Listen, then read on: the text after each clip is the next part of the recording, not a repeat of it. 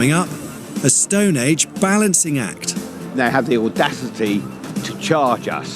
That is simply pay to pray. We can't let everybody have access to Stonehenge all of the time. And next, to some, it's a must-see tourist destination. To others, it's a sacred site of huge significance. More than 1.5 million people visit Stonehenge every year, and that leaves English heritage with a difficult balancing act. I spent all last night here, and I must admit I met some really rather interesting people. Out of your concrete cities, out of your concrete minds, out of your control, a festival unwinds. Some things can't be controlled. Don't mess with the standing stones. May there be peace in the West. May there be peace in the West. at each solstice and equinox, for the hours around sunrise, English Heritage opens Stonehenge for free and with complete access. Everyone from druids to tourists can get up close to the sacred stones without the need for a ticket. A festival unwinds. Some things can't be controlled. Don't mess with the standing stones. It's a rite some believe should be enjoyed all year round. It's a tourist attraction. It's lost its sacred energy. But at the equinoxes and the solstices, for a moment it's restored back to the people, right? It's no longer about the tourists. It's about the people gathering together like we've done for thousands of years, and nobody can stop us. Fierce arguments over access to the World Heritage Site have raged since the late 70s. At the heart of the argument are the Druids. It's a great solar clock, right? In the Iron Age, they were our priests, judges, peacemakers and doctors. Try and get the stones together. More recently, they've become religious protesters. Brilliant. Chief Druid Arthur Pendragon has fought for nearly 40 years to stop plans limiting access to fields and byways around Stonehenge, known as the Droves. They want it controlled and they want it as a tourist attraction. We are fed up of being the poor relation. We are recognised as stakeholders here at Stonehenge by UNESCO. We can't even get a meeting with the council to discuss why they want to close the Droves, because they don't want anybody viewing Stonehenge, like we're doing now, for nothing. For most of the year, a ticket into Stonehenge will set you back £19. But it hasn't always been the case. There's only one way of life. In 1974, alternative philosopher Wally organised a free festival to reclaim the stones from government control. By 1984, an estimated 100,000 people descended on the area, some for different reasons. Why are you here then? To have a laugh and get stoned. But for Wally Hope's followers, the stones symbolised a simpler way of life. Rather than everything moving in vast circles like it does, we're trying to bring it back to nature a bit and let everything move in smaller circles. There is people who want to change things and they will be attracted, and there's got to be something where they can sort of organise, and we think this would be the centre point to organise the change. Today, Sean Hope is one of Wally's last remaining disciples, and with him comes a very, very loud sound system. It's in our DNA to celebrate and festival, you know what I mean? That's what our pagan ancestors did here. People who built these temples might have a bit of techno added to it, but, you know, we just want to be with like-minded people and, you know what I mean, share some peace and love. We've been out on the Drove, we've been enjoying music for the last 4 or 5 days. Wally Dean's another Hope follower who's been coming here for more than 40 years and still flies the flag for his namesake.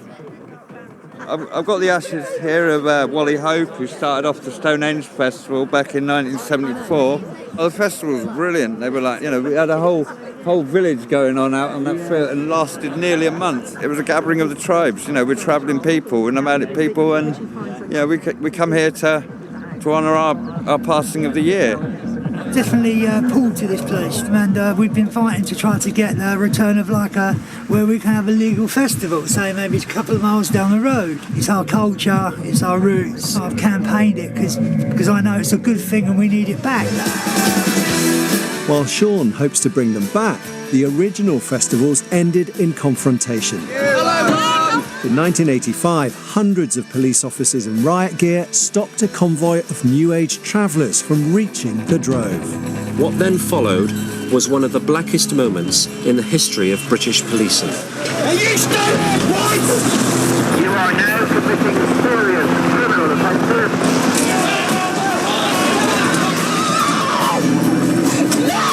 What's wrong with it? What's happened?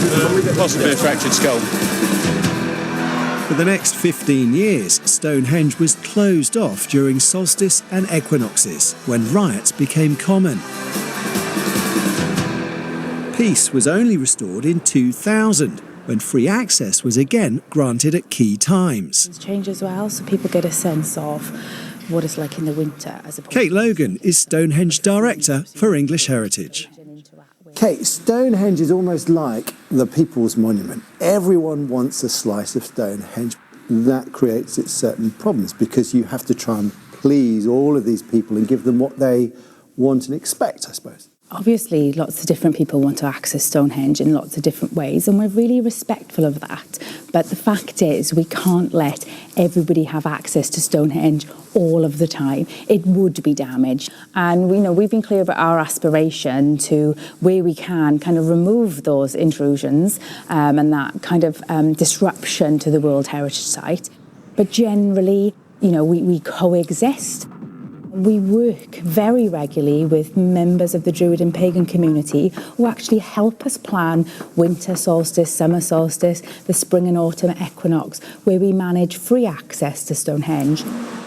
But this winter, the byway was temporarily closed, and it's not gone down well. They are closing all the byways open to all traffic throughout the whole of the World Heritage Site to give them the monopoly on parking up at their visitor centre, and then they have the audacity to charge us. That, in my opinion, is simply pay to pray. Making money from Stonehenge is nothing new. The first stalls opened nearly 100 years ago. And by the 20th century, it was besieged by visitor centres, car parks and A-roads. Tourists here bring in over £20 million a year for English heritage, who want to return the landscape to its Bronze Age glory. The new visitor centre is a bus ride away.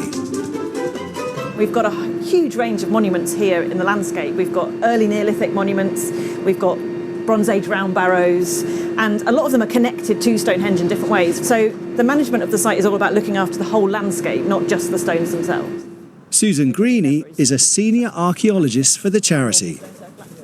People look at Stonehenge, they think this massive, solid lump of rock and stones, but it's much more delicate than people imagine. We are unfortunately unable to let everybody inside the stones, and that's for a number of reasons. One is that there is really fragile archaeology here just below our feet, and it's very shallow, so it's actually, just below the turf there is unexcavated remains. Only about half of Stonehenge has ever been excavated, so that evidence is there in the ground, and we want to make sure that it stays safe. It's such a unique site, there's nothing like it in the world, so we have a great responsibility to make sure that it survives and it's protected and we look after it. Few would dispute that sentiment, but free access to the Drove and stones remains a sticking point. The Drove is ours, and we stay there freely, and we will continue to stay there freely, whatever they say. The English Heritage have tried to take more and more rights away from us, so it's good that we come in here, but they had to let us in here because we'd have just kept taking down the fences, so. I think we need to move on from the confrontational tactics of the 80s. But unfortunately, the authorities are boxing us into a corner where we may have the new confrontational tactics of the 20s. Stonehenge given to the public over 100 years ago. Do you think in 100 years' time there'll be your equivalent, my equivalent, still standing here, still talking about these issues, or do you think they could crack it? Unfortunately, I think that's most likely. People from all around the world come here. So it's got to be worth doing it properly, hasn't it?